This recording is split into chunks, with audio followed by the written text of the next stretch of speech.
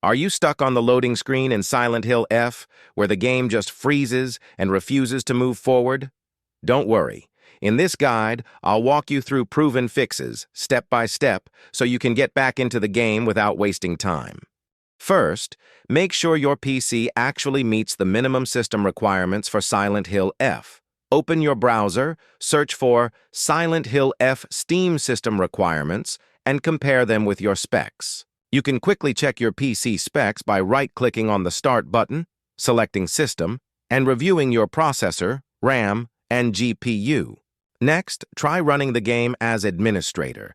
Right-click on the Silent Hill F shortcut or Steam shortcut, choose Properties, go to the Compatibility tab, and check Run this program as an administrator. Apply, then restart the game. One of the biggest causes of freezing on loading is outdated graphics drivers. If you're on NVIDIA, open GeForce Experience, check for updates, and install the latest game-ready driver. For AMD users, open Radeon software and do the same. Corrupted or missing files can trap you on the loading screen. In Steam, right-click on Silent Hill F in your library, select Properties, go to Installed Files, and hit Verify Integrity of Game Files. This will scan and repair missing or broken files. Lowering certain settings can fix loading issues. Open the game's Settings menu, if you can access it before freezing, or use the configuration file inside Documents or App Data. Set textures and shadows to medium, disable VSync, and make sure DirectX 12 is enabled if supported. Steam, Discord, and GeForce overlays often conflict with Silent Hill F. In Steam, go to Settings, In-Game, and uncheck Enable Steam Overlay. Do the same in Discord by turning off Enable In-Game Overlay. Restart and test again.